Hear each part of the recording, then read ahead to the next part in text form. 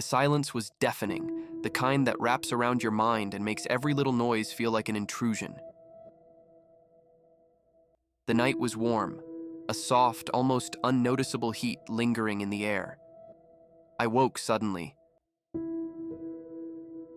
The sheets tangled around me, heart racing for no reason I could place.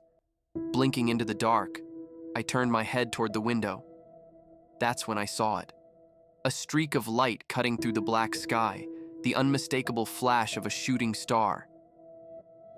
I instinctively leaned closer, my hand pressing against the cool glass. I felt the pull to wish for something, anything, but as I did, something caught my eye. Below me, through the window, I saw the silhouette of my dad standing outside, facing a familiar figure.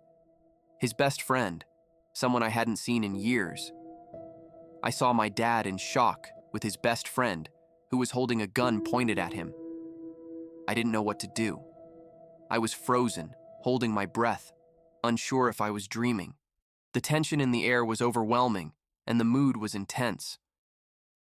Goosebumps spread across my skin as I stood there motionless.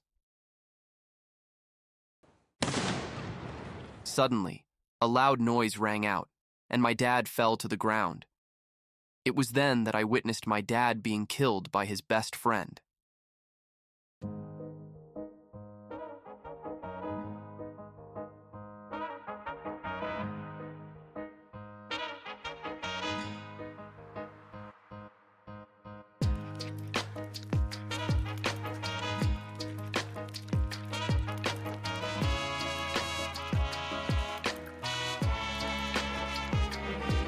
After that day, my family was thrown into chaos.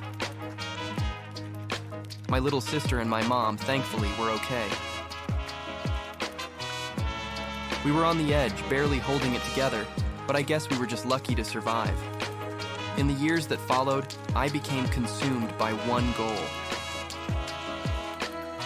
to find the man who killed my father. Seeking for revenge, I spent countless days digging, searching for any trace of him.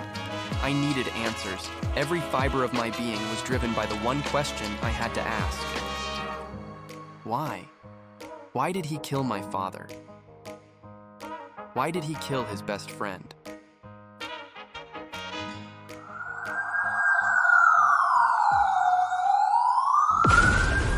Suddenly, a loud explosion erupts in the distance, shaking the ground beneath his feet. A bomb detonates, sending a shockwave through the air as flames engulf a nearby restaurant. The fire burns intensely, casting an orange glow across the street, and thick smoke begins to billow into the sky. Did you see that? Did you feel it? That was all me.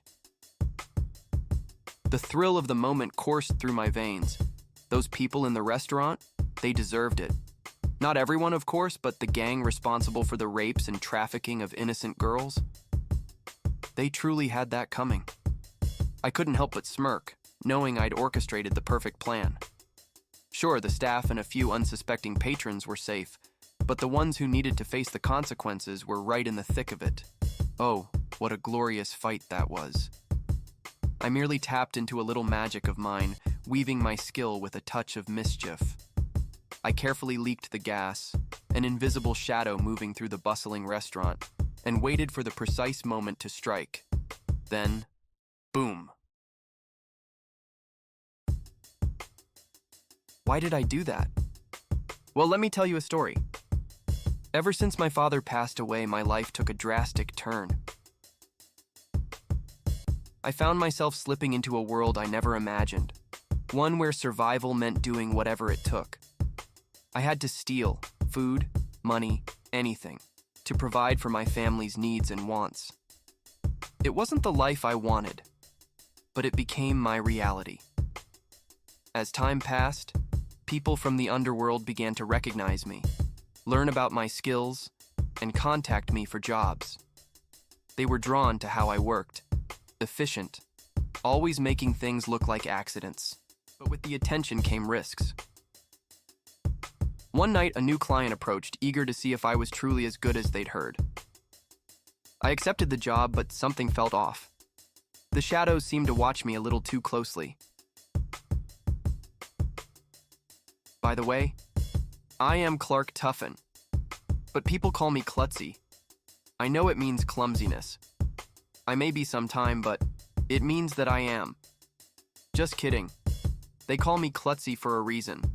No matter how many times I stumble or fall, Klutzy Tuffin always rises again. But here's the twist. I've mastered making my target's clumsiness look like their own doing.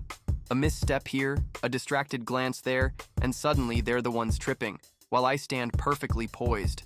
It's not about how often I fall, but how often I make them think they've slipped up all on their own. In the end, it's not about being perfect. It's about making sure they never see me coming.